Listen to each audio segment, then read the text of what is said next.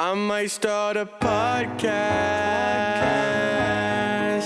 We should do a podcast. Yeah, let's start a podcast. Why not? We are recording. We're back. A lot of people thought that we wouldn't be back. I didn't think that we would be back, but you know what? Me and my man, we just love having conversations. And whether you and your man love having conversations. That good start so far. Yeah. No, man, I'm happy that we're back. I really am. I think. Do you feel like we need to be? I know this is for the people who are watching this, right? The people who are tuning in. Do you think we need to be more consistent? Do you think that maybe I think it's been a month since the last one. Do you think we need to be more consistent or? Yeah, we totally do. I think we need to at least do one a week, and we have absolutely no excuses because it's the easiest thing ever. You pop on Zoom and you have a conversation for an hour with a friend, talk about the shit that we normally talk about when we're on the phone. Right. Press export, upload it to YouTube, and you're right.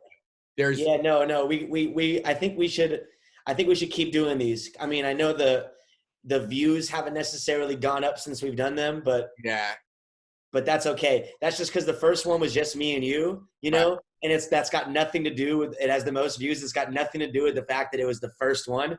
It's only got to do because me and you are so cool and everyone else is so boring. And everyone else that we have on, they just ruin the great chemistry that me and you have. So now we're back. We're back to what made us famous in the first place. Just what blew us. I'm definitely happy to keep these going, brother. It's always just fun talking to you. Totally. It's been a while. So how are you doing?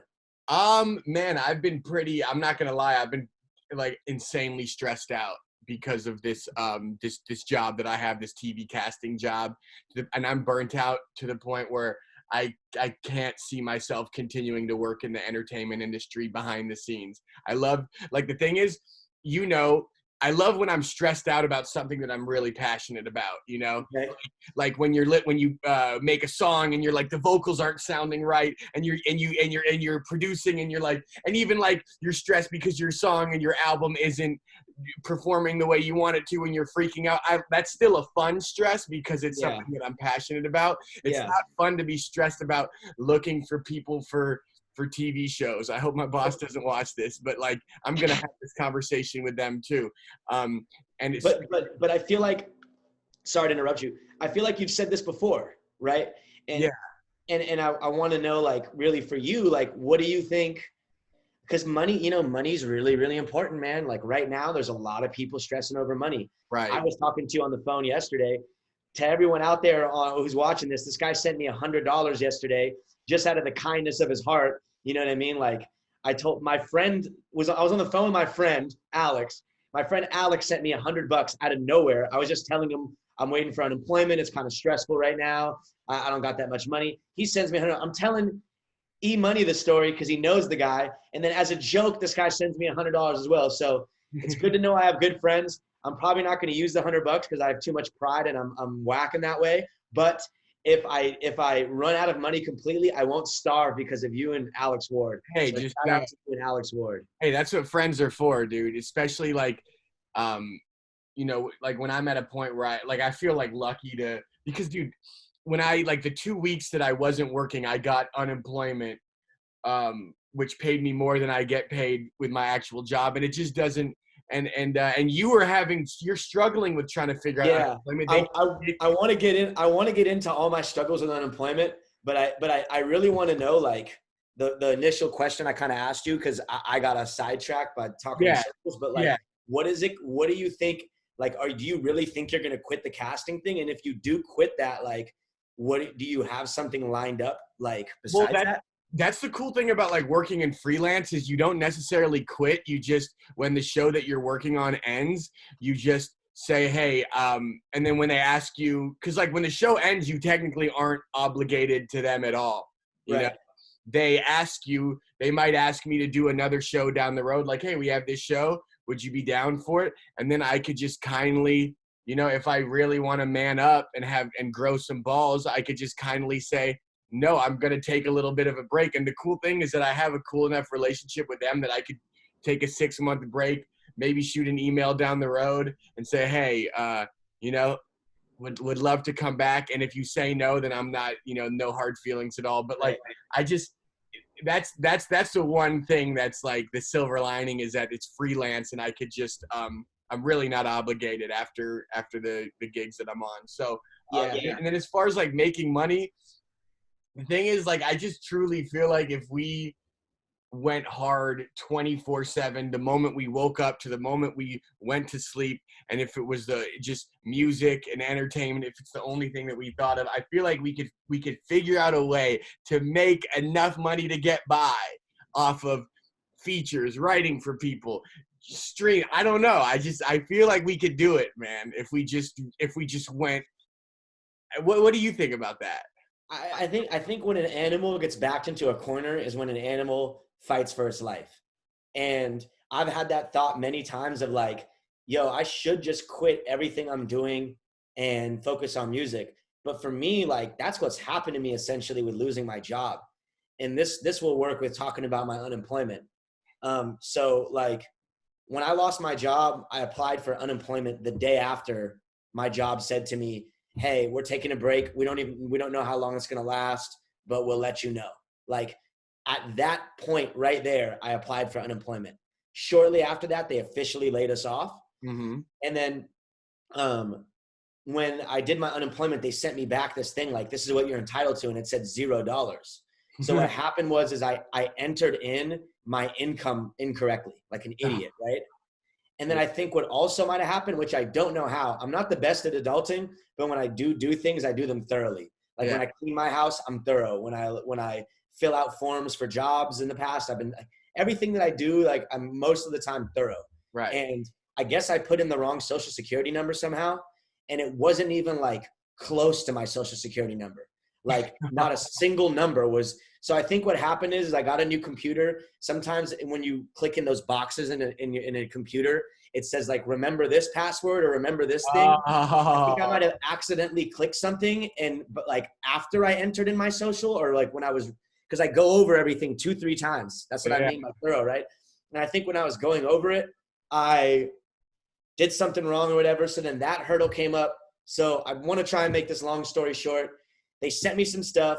They asked for a copy of my W-2, a copy of my driver's license, and for me to fill out this form. I did all of that and sent it to them before I went to the Bay to visit my brother. It's been close to a month now. I've received no response, no word. And I got a letter. I'm going to go get this letter later and show you. It literally got a letter, right? And I have a thing on my email that shows me when I'm getting a letter from the post office. Yeah.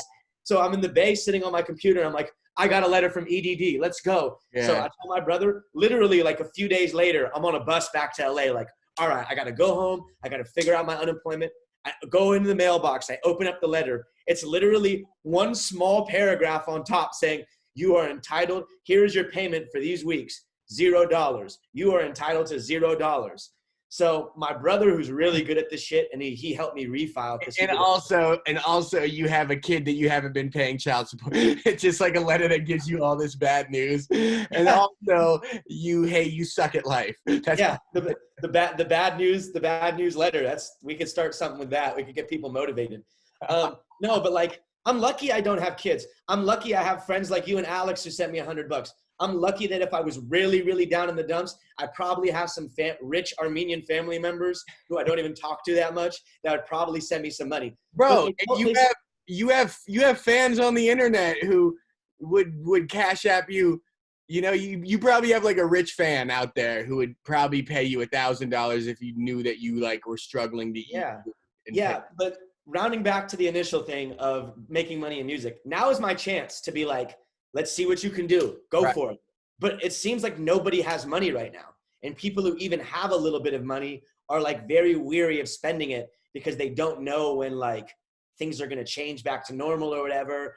And like, that's interesting. I just thought of something. Are people like canceling their Spotify subscriptions now? Because of it? I hope so, because that would be a silver lining for how I don't get any plays on my songs. Yeah, no, that'd be a great excuse for why my album flopped. Oh, it's just everybody, nobody listens to music anymore because they're too broke, even though that makes no sense. But to to answer what you're saying, I do think I could do like weekly things where I'm like, hey guys, like I'm doing verses for y'all this week. I'll shout you out on my Instagram, kind of like what you did with the fundraiser that you did, and be like, send me $5 and I'll do a 30-second rap with your name in it and shout you out on Instagram, whatever. I could do stuff like that. I was thinking about doing a monthly subscription thing. But the thing about being an artist, man, is every single time you put yourself out there and you're like, all right, let's see how many people subscribe. Let's see how many people do this. Like for the Zoom call video that I did.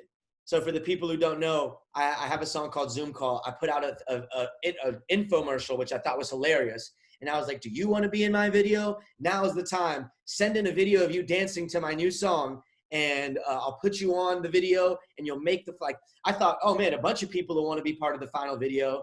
My YouTube has 20,000 subscribers. Some people will just see that and off of pure, like, whatever, will be like, okay, I want to be in Catalyst's new video. And literally in the first 5 days, I had 4 people that sent in videos. What do you think the reason for that is? Either people don't like the song, people are afraid to dance on camera, people just didn't care. It was too many steps. I was promoting it every day. I did it for a week. So finally I like went really hard on promo. I was like, hey, I went on my Instagram live and I was like, hey, I need people to send in videos. I don't have enough for a video right now. I need you guys to send in. And then at that point, some people rallied and it ended up being about 20 people sent in videos. You know what I mean? But it's like, That's you know, good. Yeah, but like we have this thing where we get sidetracked by our numbers. And you know me, I'm the biggest person who's like, a real fan is so hard to come by. And sometimes people will laugh at me. They'll ask me like, how many real fans do you think you have? And I'll be like, 10 to 15. And they'll laugh and they'll be like, 10 to 15, you have such low self-esteem. Like, I can't believe you think it's that low. Like, you have 15,000 fans on Instagram. You have 20,000 fans on, but like literally true fans are so hard to come by. Right. And doing the Zoom call video, you would say a true fan would be someone who would send in a video of themselves dancing to your song. No, because like you said, a lot of people are self-conscious. And the thing is, maybe people just weren't a fan of that one song. It doesn't mean that they don't love you. Or maybe they didn't. And even if they were a fan of there's probably a lot of people who love that song, slap it all the time, but just maybe they think it's kind of corny to be doing a dance to the song. You know what I'm saying? And at the end of the day, you got 20 people to send you videos. 20 people who are willing to put themselves out there like that and because you have this platform and you know a lot of people are going to see it. 20 people, like that's pretty impressive, because out of the 20 people who sent you videos, there were probably like maybe 200 people who were like, man, I want to support a song because I like the song, but I'm just not good on camera. I'm awkward. I'm camera shy. So don't forget that. Yeah. No, I mean, I'm let down and then surprised all the time. You know what I mean? I try not to get too high or low in it. Like the other day I posted something and was like, I really want to get on this big music blog. A friend of mine that I know got on it. So I'm like, I really want to get on this big music blog, and everybody go tag me on Instagram. Right. In this post, and I'm going to put the post on my next story. So I posted that on my story, and then I put the post on my next story, and I posted on my feed. And a lot of people tag me. So it's like, you know, I get surprised all the time, and I think I need to learn to just look at the bright side, you know.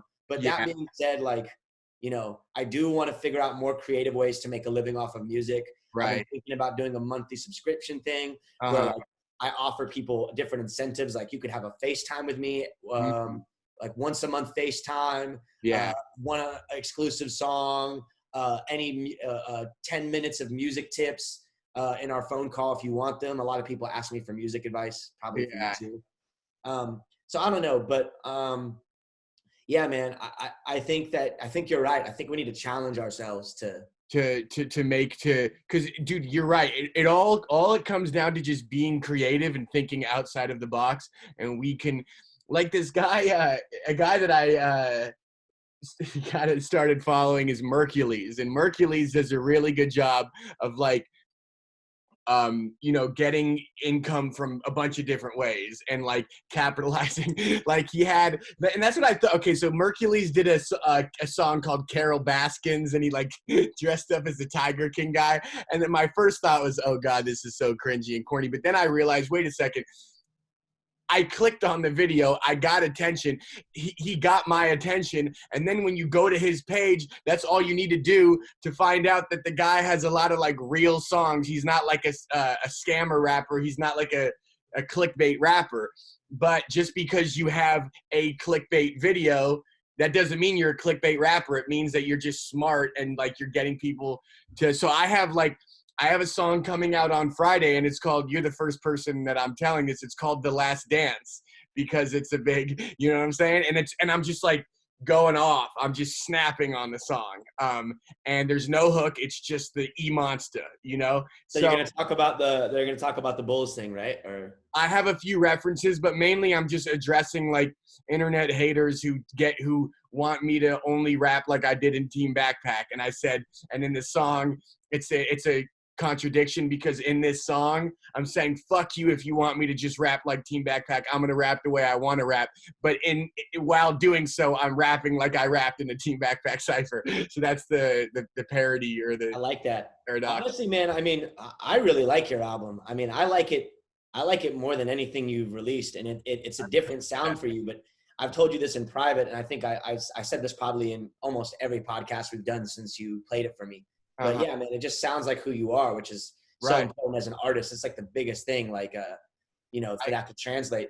But, you know, like, how do you feel about the response you've gotten on the album? It's so interesting because, like, dude, dropping an album is crazy, because all your fans and everybody knows when you say you drop an album, they're like, wow, a lot of work, a lot of energy. This guy put his life into this. So they do give it a chance, and they listen to it, and they support it by putting it on their stories. So that day I dropped the album, the text messages I was overwhelmed. And that day I was like, this is it. I'm going to be a full-time rapper. I made it because of the overwhelming, just the videos of people playing the songs. Somebody texted me saying, I literally cried while listening to New York and Soul. This is like amazing. You know, people say you're in your fucking bag. This is like, it sounds like you've been doing this sound your whole life.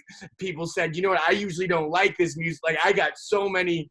So that day I was driving around Sonoma almost crying, like, I did it, I made it. And then 3 days later, and then here's another funny story, actually. One of my friends, Dominic Pellegrino, good friend, great supporter, always has my back.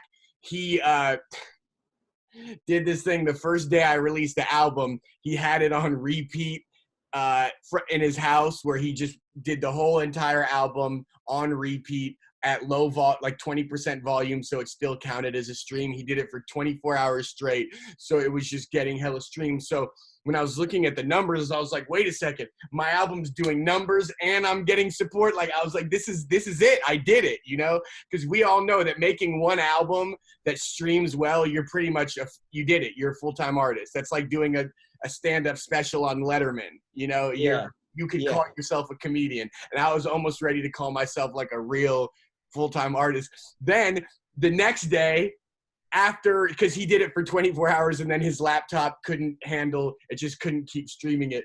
Then the next day I'm like, wait, these streams dipped and they went really low. What the hell happened? And then I realized, oh my God, all these streams were coming from Columbus, Ohio, where he's from. So then I did it in my head. I'm like, oh my God, Dominic Pellegrino. And the thing is, I'm not mad that he did that. That's whatever. He's a supportive friend. I'm mad that he didn't fucking tell me, because I got my hopes up. I really thought my album was blowing up and doing numbers. And then he was like, oh, by the way, you know, forgot to tell you, I put it on. You're welcome, bro. I'm like, you're welcome. Screw you, bro. You like ruined my life by doing that. And like, what real difference is that somebody's putting it on repeat for 24 hours? What real difference? I may have made $2 off of that. Yeah. You know? Yeah, no, those are some good points. I think it's best for, you know, the more we get into this and the more we've been releasing music, both of us been making music for like a decade now, you know what I mean? Yeah. I think it's important for people around us to just like be super honest with us about how they feel about it.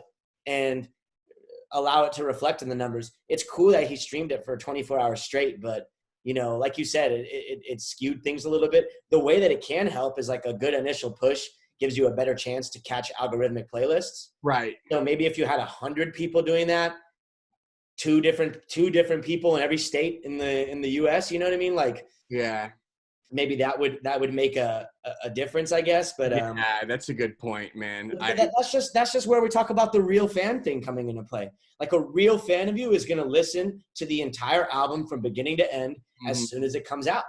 And you really just like, that's why when I say I have 10 to 15 real fans, that's why I really mean it. Cause like, if you honestly have 100 real fans who stream the entire album every time it comes out, over time, if you're making great albums like the one that you made, 100 people are going to stream it. And then the next thing you release, 150, and the next thing you release, 200. I think what we really want is just the spiderweb effect of it just, you know, cascading off into more and more and more and more and more and more plays. Right. Yeah, man, I think it's just about the music really being good. And I'll tell you, I was talking to Jaff yesterday. And so some people know Jaff, and most people who are watching this don't know Jaff. He's a good friend of mine. Who's done music with you for pretty much 10 years. You know? Yeah, long time. Huge part of your career. A lot of Catalyst songs that the listeners have heard, he had a lot to do with them. Yeah, especially a lot of the older stuff. But anyways, Jaff is, you know, he keeps he has no reason to lie to me. Right. He doesn't think that I'm talking to you today. He doesn't know that Jaff doesn't even know me and you talk, you know, fairly often. And he's talking to me and we're talking about music and everything going on. And I brought up your album and I'm like, yeah, man, like, you know, like, cause I have this constant battle, as you know, with like the sincerity of what I'm releasing and wanting it to be me. And I'm like, you know, E-Money released an album. It sounds like him. Like that's a big like thing for me. And I want that, Jaff. And then Jaff just goes, man, E-Money's album. There's one song in particular that he's like, man, that song, you shot a video for it. And Free Again. Yeah. He's like, that song Free Again. Jaff was like, that song's really, really good, man. That's like a really good song. Wow. Like, that's somebody who has no reason to lie to me. Like, and he would tell me if he thought it was trash, and I wouldn't even be bringing this up to you right now. I would be hearing you talk about your album, and I'd be like, man, Jaff thought his album was trash. This is funny.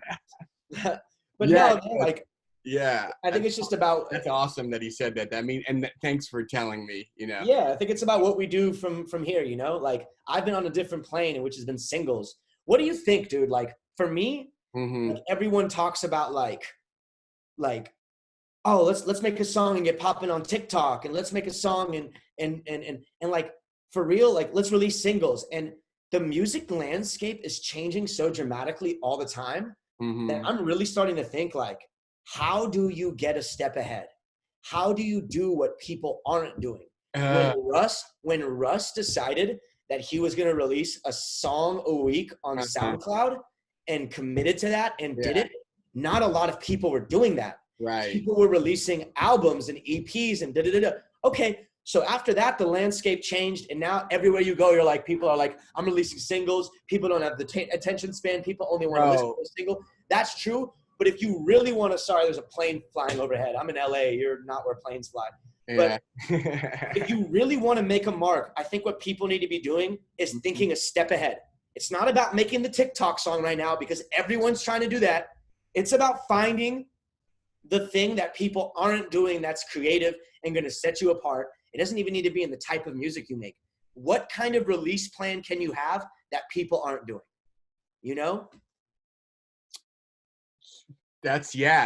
You're right. Because like every single day, what's the number? Like thousands and thousands of people are releasing a single every single day. And that's it. I wanted to touch on Russ because like, yeah, Russ really did empower artists, and he showed artists that they don't need anybody but themselves. And if they just make music consistently, they too can blow up. But that kind of hurt it too because it oversaturated the game. Now way too many people are dropping way too many singles, and there's not enough quality control. What people don't know about Russ is that he's such a hard worker and like a talented artist and could sing and makes bangers like after banger. He just shits them out.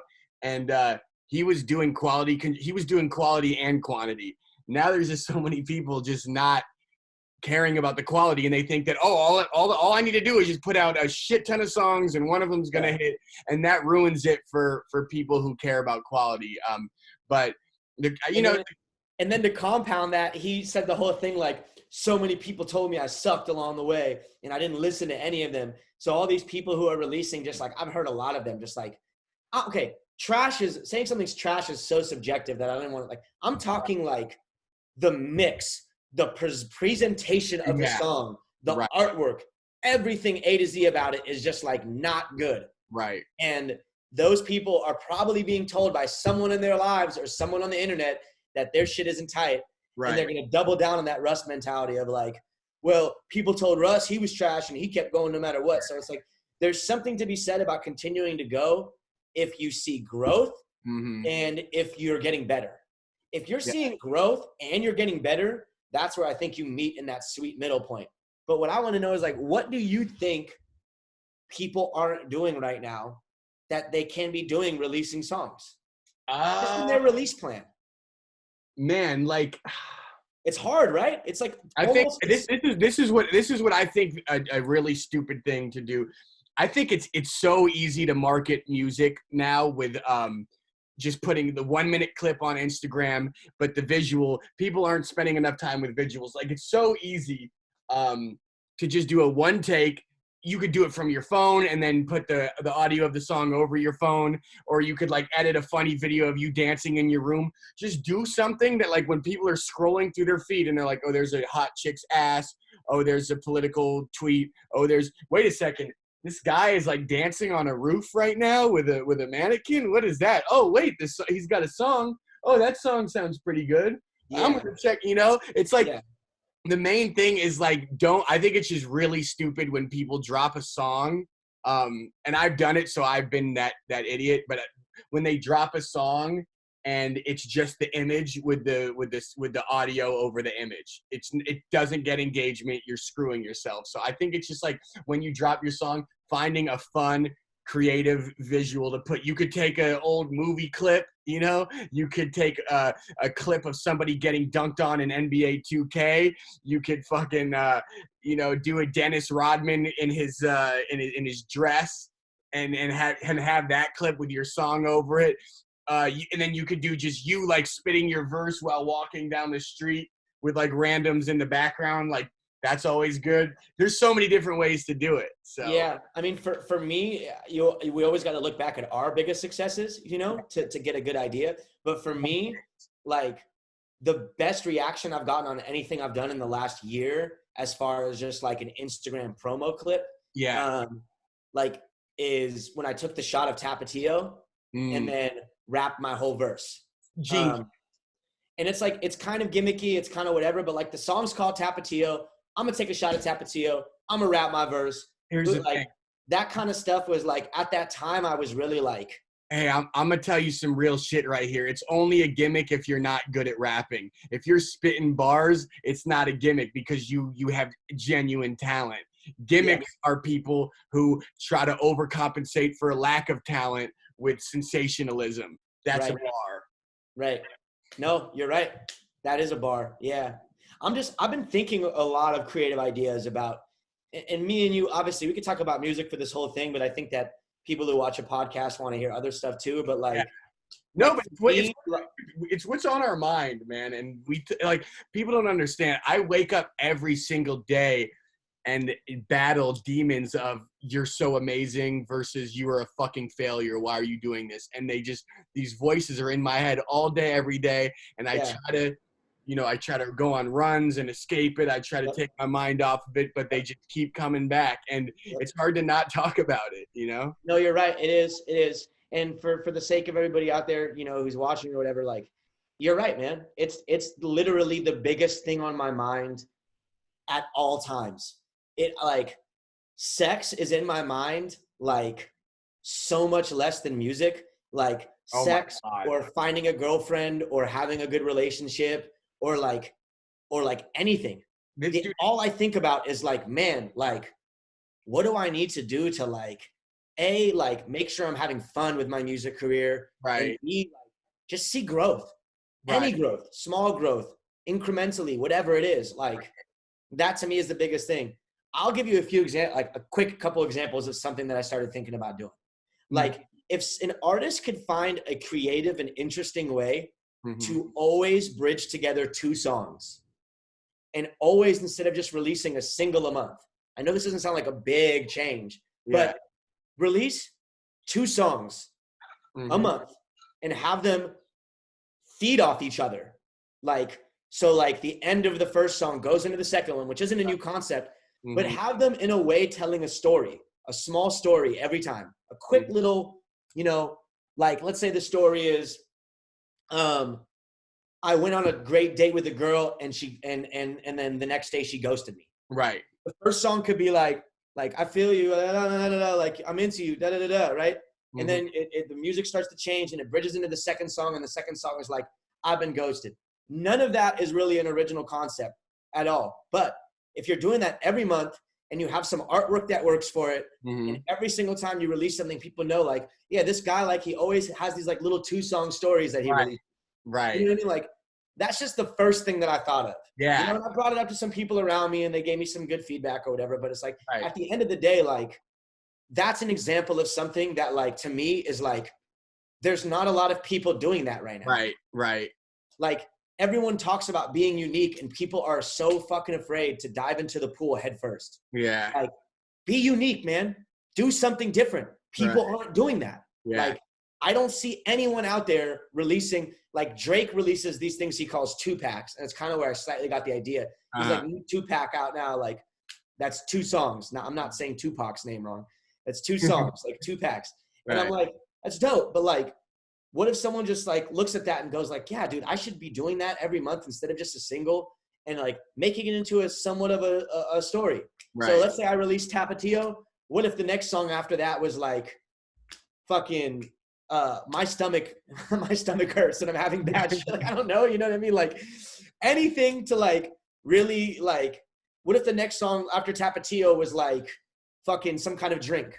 Like, you know, I will say this. I think the number one priority should be making a song that no matter what, that makes people feel some type of way, you know? Right. And then once you know you have that, then you think about how am I going to market it? I think like, I get it. I think like thinking about the marketing before you finish the song or even before you make the song, I think kind of like, just limits how good a song could be. You know what I'm saying? Yeah.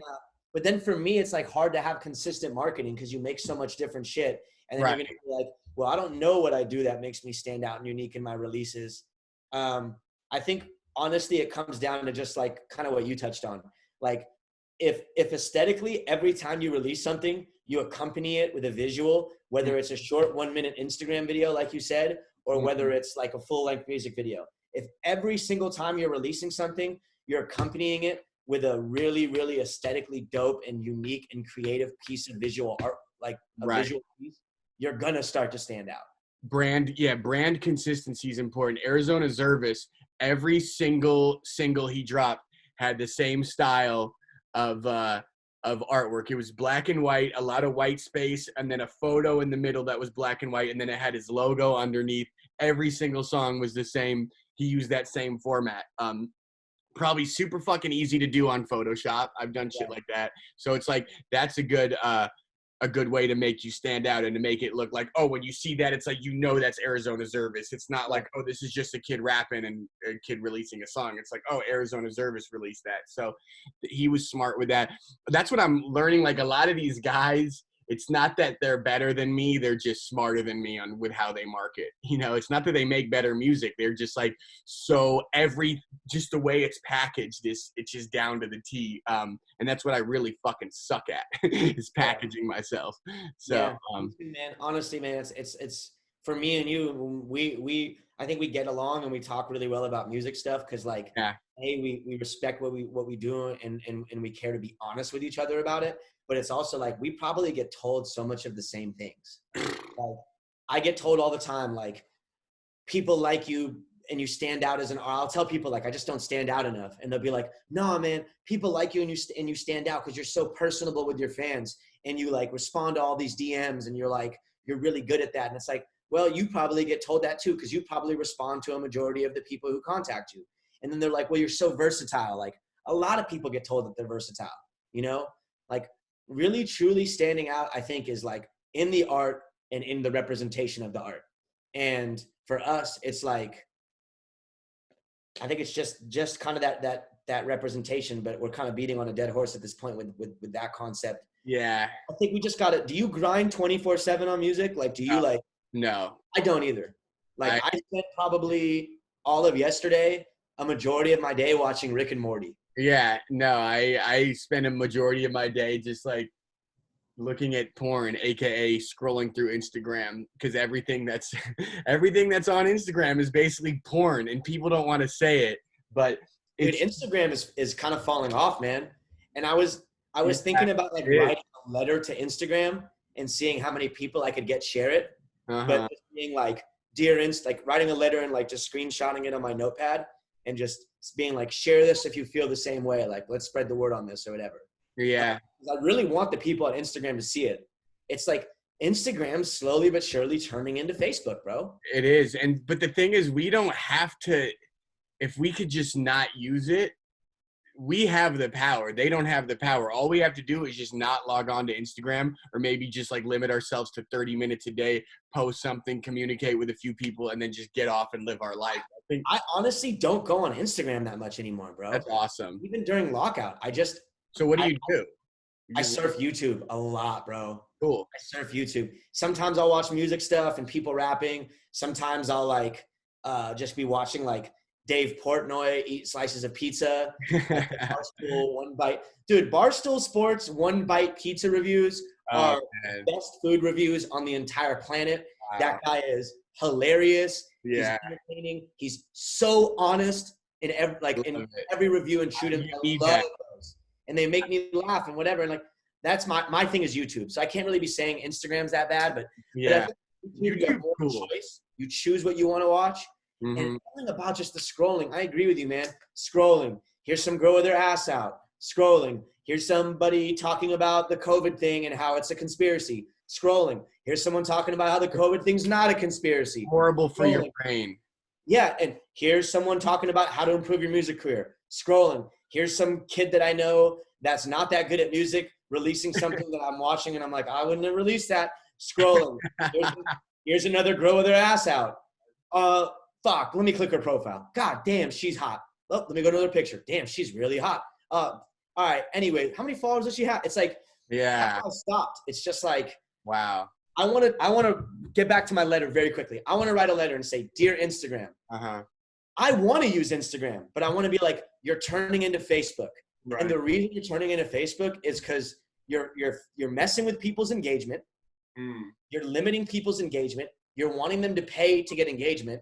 And by doing that, you're doing why people started to fall off Facebook. People fall off a platform no matter what people say. I don't care what people say. They could say, well, I'll post no matter what. I don't care about the likes. People fall off a platform when their followers go up and their likes decrease. Yeah. And that's what's happening to everyone. And it's turning people off, and people are going to TikTok, which to me is even worse than Instagram if you want to talk about superficiality. Oh my God. TikTok to me is like I feel like I got zapped into a high school hallway, and I'm walking around, and next to every locker and little clique of people, there's like a different thing going on that I'm like, man, these kids are still in high school. Was I like this in high school? Like, it's oh my God. TikTok is ridiculous, bro. Yeah.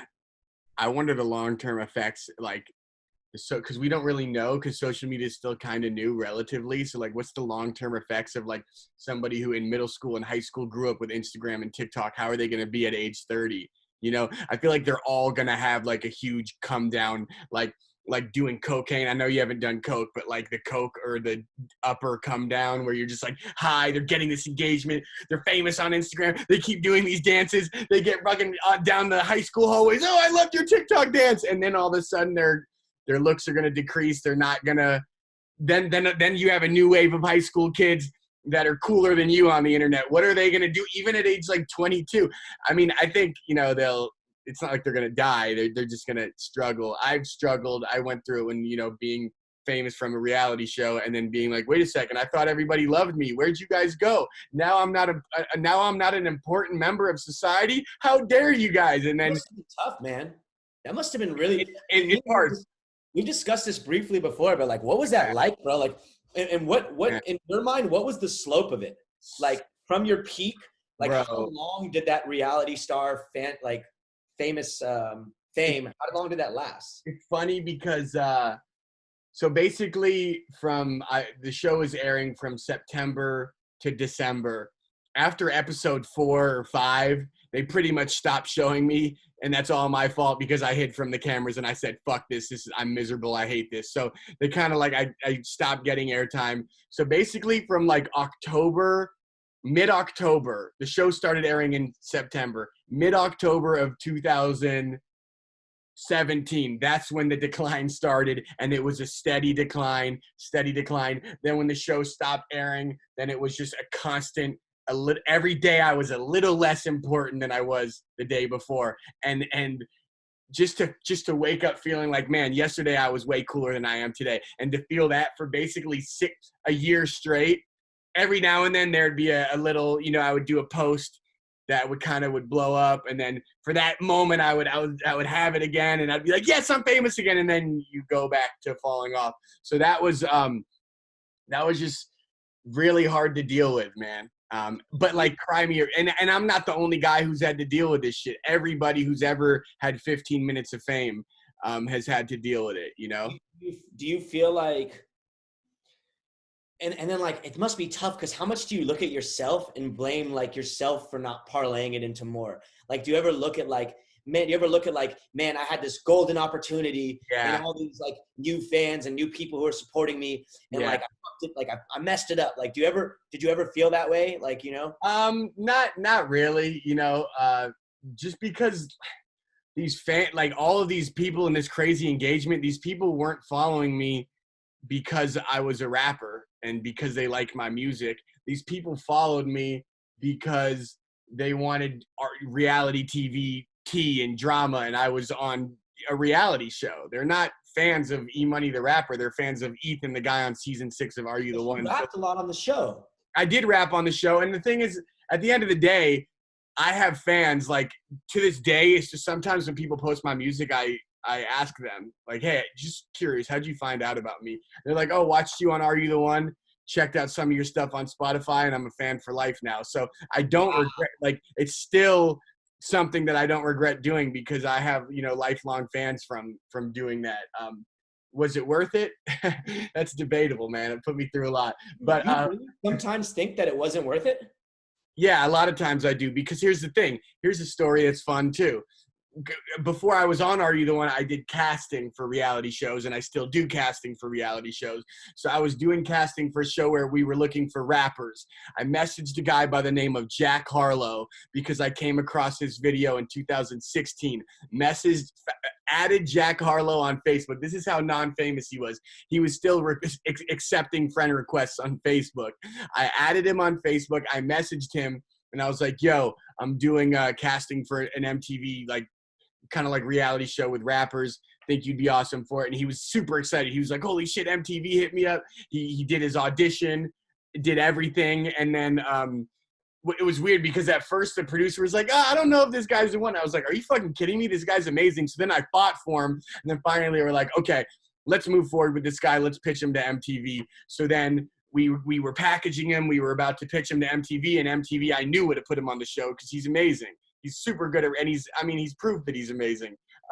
So then, like, as we're about to, put him on the show, then he sends me a long message, which I saved and still have. And he was like, you know what, dude? First of all, I appreciate you for reaching out. You didn't have to, and you did.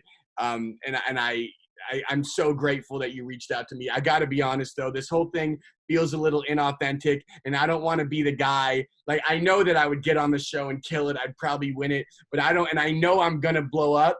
I don't want this to be the way that I blow up. I don't want my name to be associated with with an MTV reality show because I'm so confident that I'm going to blow up in other ways. So I really, and he was so, like, mature, like he was an 18-year-old kid and so mature about it. And I was like, man, just so respectful. And I was like, man, I appreciate the shit out of you. I know you're gonna do big things, and then like look at him now doing like he's one of the most popular rappers in the world. I think. Man, that really makes me think about what I've done with those Uber videos.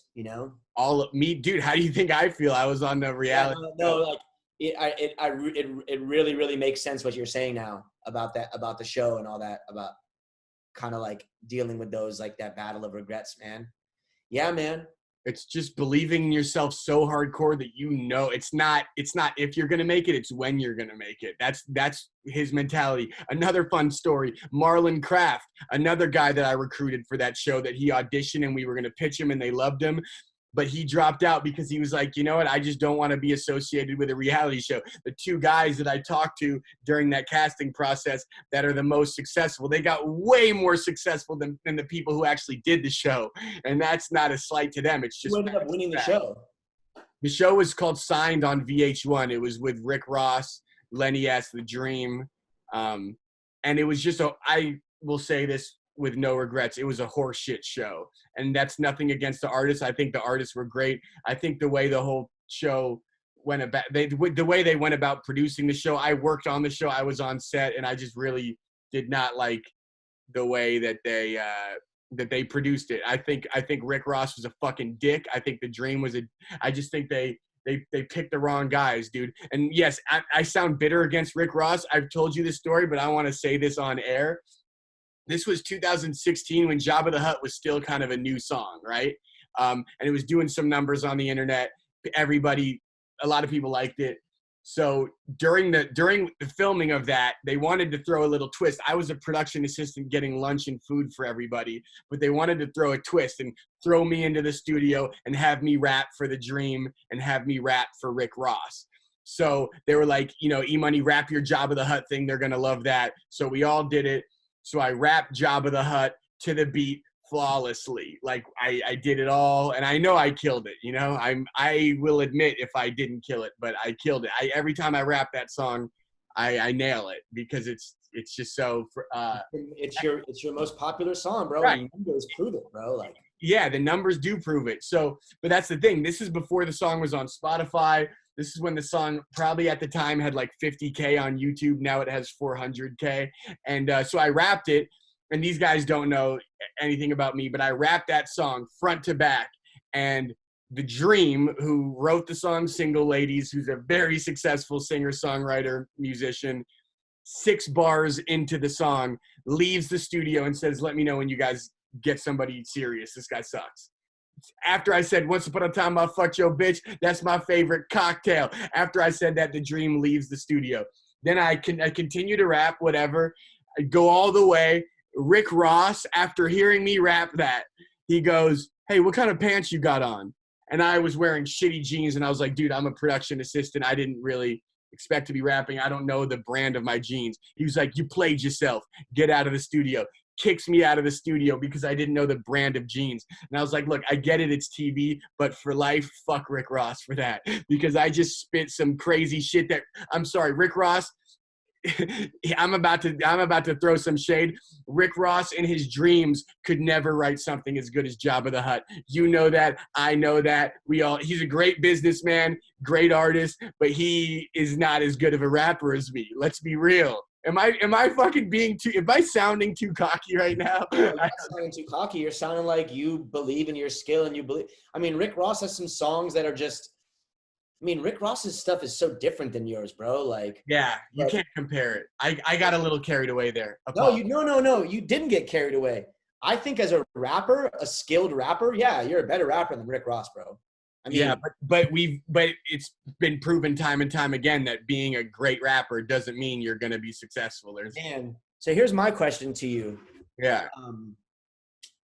We're talking about these shows and we're talking about like, being what we want to be known for and all that. Would you do Rhythm and Flow season 2? It's funny. I think they hit you up because I saw that they fought like Rhythm and Flow casting. Did they hit you up? No. Oh, okay. Well, they're going to hit you up if they haven't yet. They hit me up saying, hey, love your music. We're casting season 2. They talked to me. And the thing is, I work in casting, so I know the language. I could like see through all the bullshit because I give the same bullshit. So I know exactly what was going down. But like he we got on the phone, talked for a little bit, and then he like sent me to an application. And if you get sent to an application and don't get set up with a Skype audition, then they're probably not going to move forward with you. So, but I still did it anyways. He's like, you emailed me. And then I think what happened was he found out that I did Are You the One? Okay, anyways, whatever. He sent me, I submitted. The question is, do you think, would I do rhythm and flow? That's a good question, to be honest. I don't know, man, because I know like the growth that you get on social media. Reese Witherspoon watched it. But like, if I did Are You the One and then did rhythm and flow, all of a sudden I'm the TV show rapper. That's it. You can maybe get away with doing one, but doing two, I'm more of a TV guy than I am a rapper. So I don't know. We struggle so much. Sorry to interrupt you. We struggle so much finding a brand. What if that became your brand? Like this guy went on 2 different TV shows, did his thing on both of them. He obviously really cares about his music. Right. Like, I don't know, man. Like, I don't know. Would you? I'm in the process of filling out my application. Dope. Yeah. So I'm gonna apply for it. Yeah. I'm really interested to see if I make it or not. I know that they're gonna audition you and put you, dude. The people on season 1. What made you say that like they were gonna contact me? Oh, because so there's an Instagram page called Rhythm and Flow Casting. And then they followed me, so then I saw who they followed, and I saw that they're following you. Really? So you're on their radar for sure. Yeah. Holy shit! I didn't even know that. Yeah, I thought for sure that they hit you up. They're gonna hit you up. Casting probably just got shut down because of the pandemic and whatnot. Well, I'm gonna try and throw my hat into the ring. Here's what I think, man, and here's just the way I got to be honest with you, man. You're and everybody out there, like. I think about how old I am. I'm in my 30s now, man. You know what I mean? Low 30s. I'll say that much. I'll also say that, like, people always tell me I look fairly young. So that's something I got going for me because people love youth in this business. Yeah. But, like, I think in my mind, like, I guess I don't have that Jack Harlow confidence to be like, yo, dude, I'm going to make it no matter what. I don't need rhythm and flow to make it.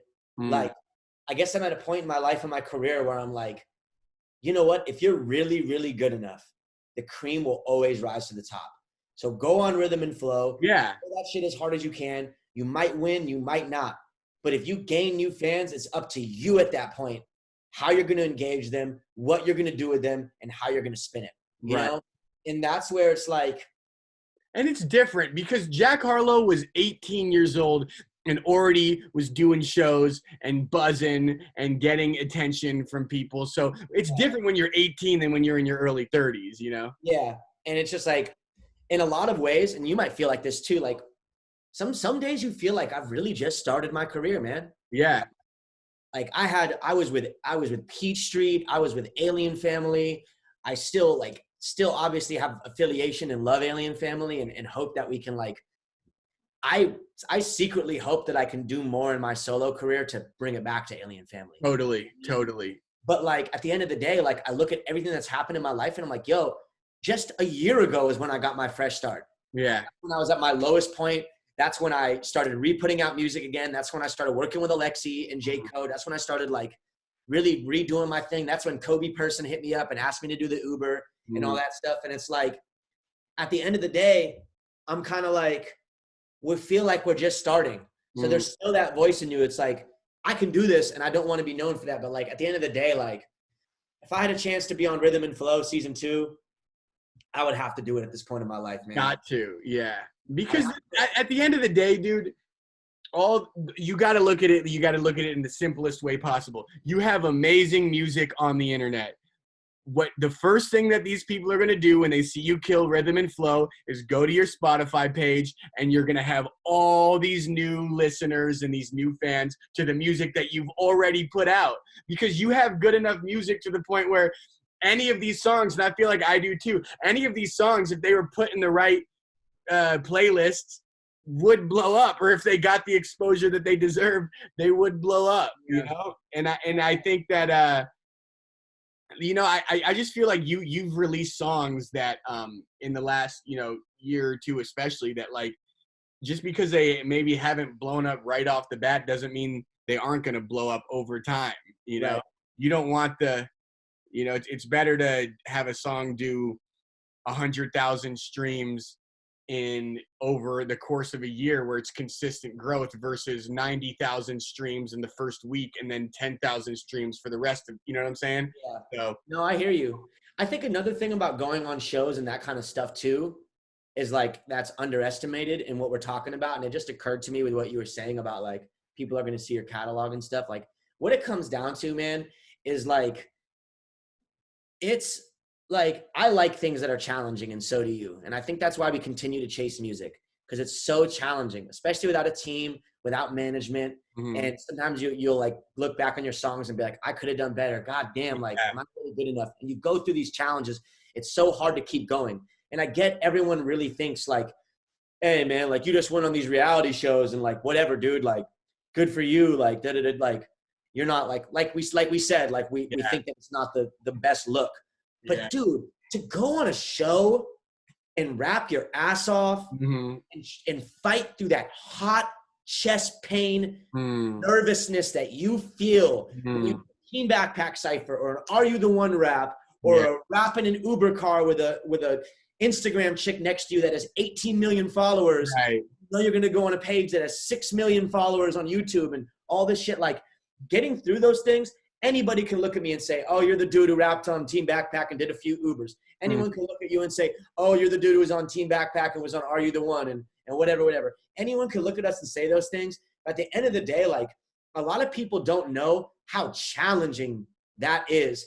I don't know how nervous people get. Maybe I get more nervous than other people or something. But like to fight through that fear and that nervousness and overcome it and come out the other end and say, I did my best and I released something I'm proud of or did something I'm proud of. Like that takes courage and that's challenging in itself, man. Totally. Who cares if you got on Rhythm and Flow and you were known as like the rapping guy? Like, who cares, bro? Like, Seriously. People say that forever. Like, do you know how challenging it is? Like for Flawless, me and you both know Flawless.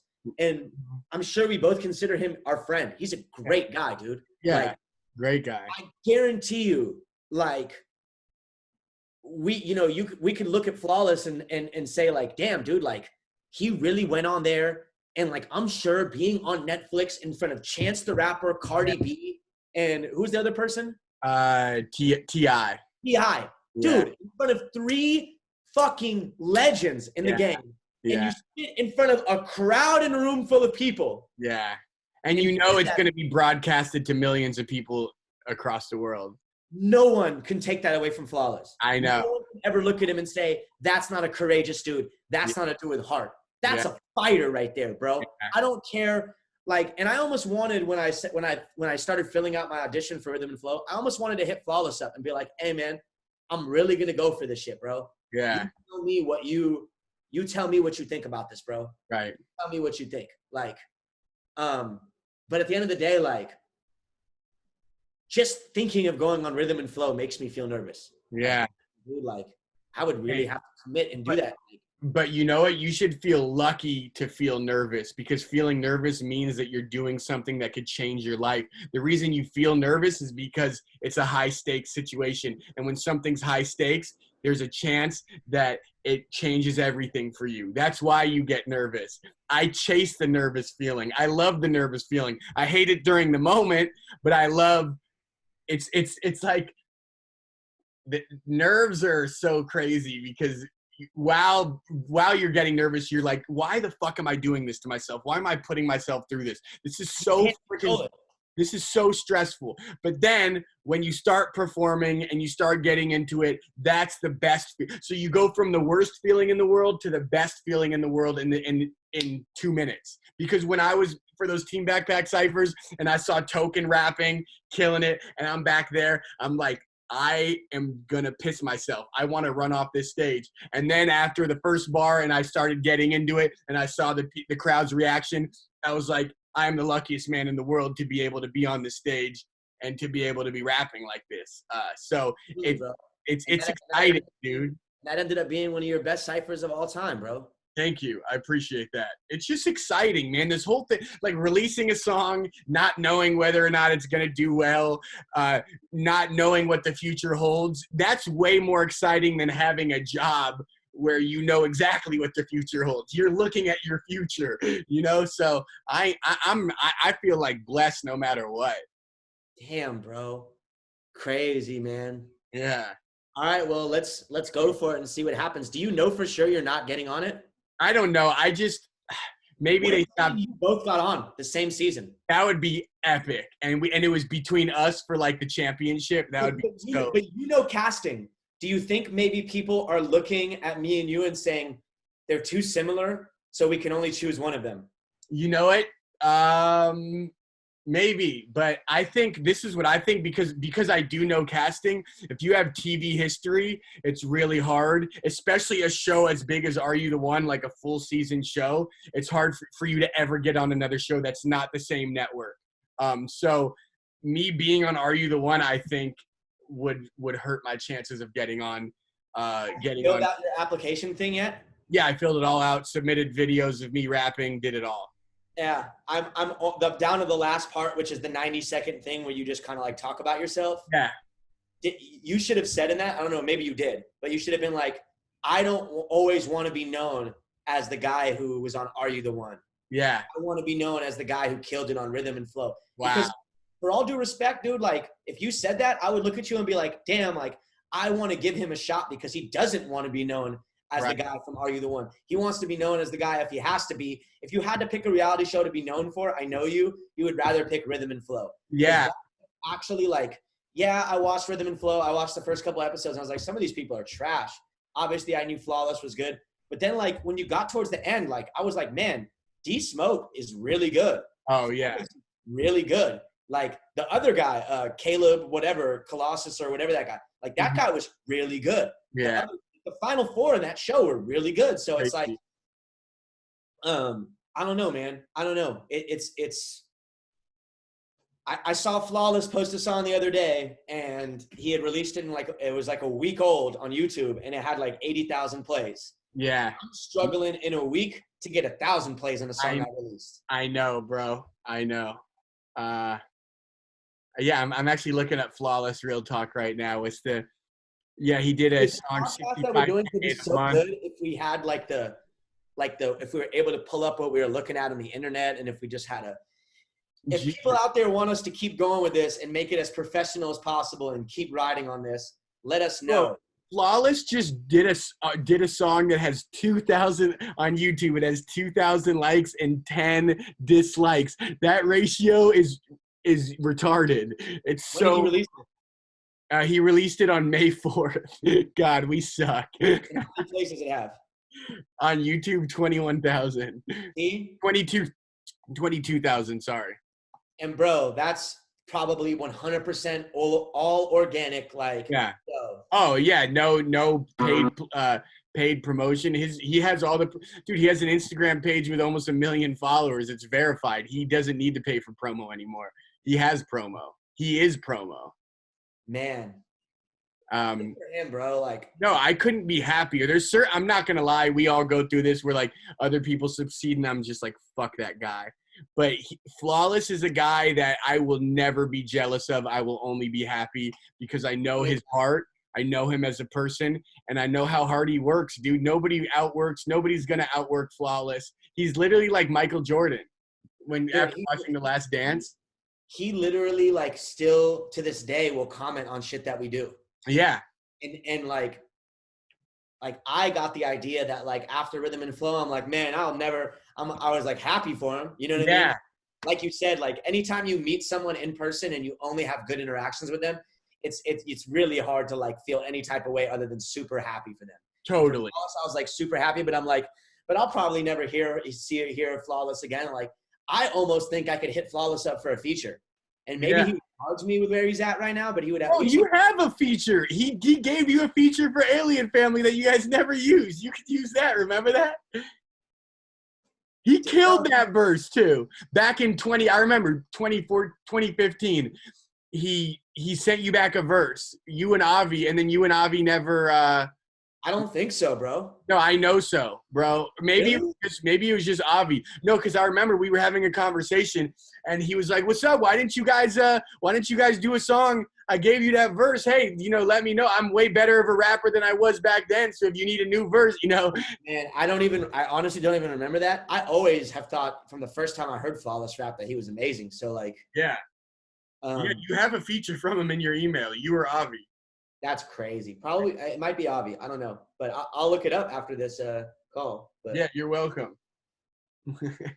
Hey, great talking to you today, man. This has been like a therapy session for both of us. I love this. Yeah, dude. It's always good. I mean, this was a very music-based episode, but I think anybody who really we have a lot of fans who are musicians, bro. I think people should watch this and get an idea of the struggles, the ups and downs, and then take little tidbits of information and be like, yo, I ride with this.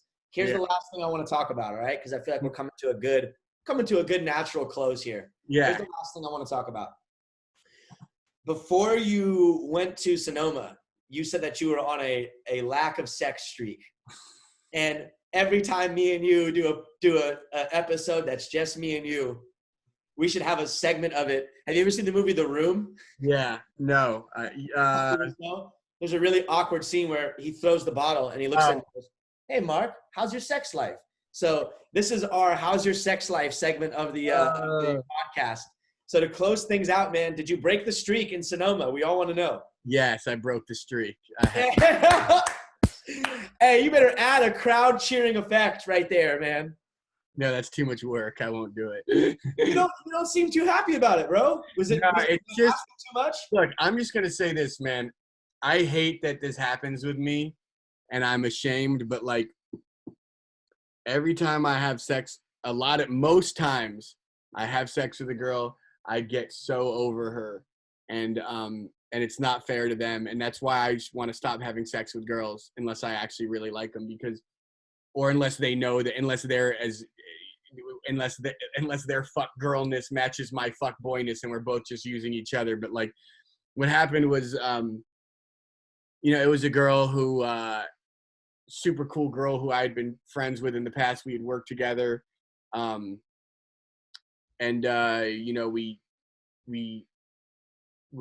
had been hanging out. We had sex. And then after we had sex, I just wanted nothing to do with her. And now, damn, she probably hates me, and I don't blame her. And I haven't been very good at I've been trying to explain myself, but I can't say the truth because no girl wants to hear that. So yeah, it's I just need to stop having random sex. Damn, I didn't think you were gonna go that deep into it. I thought you were just gonna say, yeah, I broke the streak. Hey, man, if it were 3 months ago, I'd be bragging about it. I'd be telling you where we had sex. I'd be talking about the positions. But now it's more of a shame than it is anything else. Yeah, man. It's never a good feeling to hook up with a girl and then you want to be out of there so fast, or you want them to be out of there so fast. Do you ever feel like sometimes you choose to go to the girl's house? That way, play the away game. Yeah, that way you could just be like, all right, I gotta go, instead of them going to your house, and then it's you kind of have to ask them to leave. You know what, dude? It's tough because I've played the away game, and there was this one time in particular where I went over to another girl's house. We had sex, and after we had sex, I was like, dude, I do not want to sleep here. I want to just leave. So we hung, we laid there for 20, 30 minutes. And I was like, all right, I'm going to get out of here. And she was so livid that I did that. And she felt so used and abused. And she was she told me that it's one of the most disrespectful things a guy's ever done to her. And I was like, well, God, are you only dating Prince Charming? Who are you dating? Bullshit. Yeah, I'm calling bullshit on that, bro. I'm calling bullshit on that. That happens all the time, bro. Yeah, and it's stop trying to pretend that we're something that we're not. We are fuck buddies. I just hung out with you for 4 hours before this. We had sex, and now I feel my instincts. Now I feel like going home. and I'm sorry that hurts your feelings, but I do what I feel like doing. I felt like having sex with you. Now I feel like I'm not going to lay in bed and be miserable and give you like a half-assed version of myself and pretend to be into it and lead you on even more by laying in bed with you. I'm leaving. And then she got, it ruined it pretty much ruined my relationship with that girl who was a friend. It's just hard, man. Yeah. Damn, dude. Well, What about you? I want to know about your sexcapades. oh, dude, I can't match what you just did.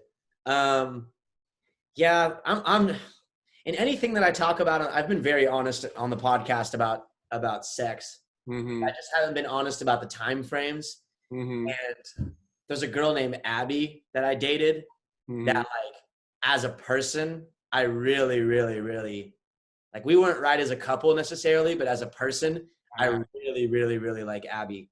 And also, like, I might actually be in love with her. Who knows? I think you are. Yeah, she's a great person. Like, but you know, we didn't match up time frames. But yeah, I mean, like, since quarantine started or whatever, I just, you know, there's been one girl that I hang out with from time to time, and we have a good thing going. That's one of those things where I can hook up with her and I can literally look at her 10 minutes after and be like, all right, I'm gonna go home. And she doesn't care.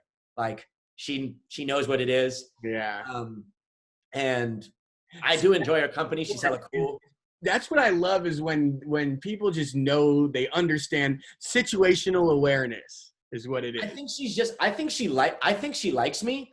And I think maybe she, like, if I really wanted to, she might consider, like, okay, I'm down to start dating or whatever. Or maybe she doesn't. But either way, like, she's very, very patient and cool and understanding. Like, there have been weeks and weeks and weeks and weeks on end that I didn't care about hooking up with anyone. Right. Wouldn't really respond to her text or give her a half-ass response. Yeah. And she was always, like, super cool about it. Back. Yeah. After a while, I just got comfortable with her patience and was like, yo. And then other than that, you know, I went back to the Bay and hung out with a girl that I like and that I'm interested in a few times, but we didn't hook up. Cool. Like that.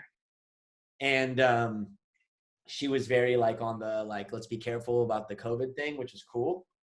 And then other than that, you know, just pretty much, like I said earlier, man, it's really hard to care a lot about hooking up with girls these days when it's like every day that we wake up, the first thing that we think is like, man, I got to make moves on making music a career. Right. That could be as low as, like, man, if I'm making $3,000 a month off of music, bro, if I could make more than I was making at my restaurant job. Bro, that's my dream is $2,000 a month. I'd be good. I'd be set. If I could make $2,000 a month off music, I would be the happiest man in the world. It's crazy. That's not that much money, bro. That's $24,000 a year. And a lot of people would look and be like, you got to aim higher, whatever. I don't care about if people would say that. The fact of the matter is this, is like, if you could live off that, it would mean more to you than, and people would say, well, dude, like, you could just get a job that makes you $40,000 a year. And yeah, you wouldn't be making your living off music, but you'd have more money to invest in your music. No. And you could look at someone saying that and say, okay, that's right. But, like, to know that you're making a living off of your music 110% is like a feeling that I'm like, I haven't felt it yet, but I can imagine it'd be a feeling that you cannot even explain. Because even when someone pays me $200 for a feature and I put that money in my bank account, or I go buy some equipment, or I take that money and put it into playlist promo on Spotify, or I fucking take that money and fucking spend it on a music video, it feels so much better than taking the money that I made off making someone else rich who owns a restaurant. Right. So let's end the podcast with that. You just put a period on the podcast. Hey, man, great talking to you as always. Can't wait to be back in LA and hang with you and go on walks and hopefully play some basketball soon. Dude, next time you got to hop the fence, man. All right. I know. I was a pussy that day. I'm sorry. All good. Hey, man. Love you, dude. I'll talk to you guys soon. Everybody out there. Thank you for listening. All right. Love you, bro. I'll talk to you soon. All right, man. Peace.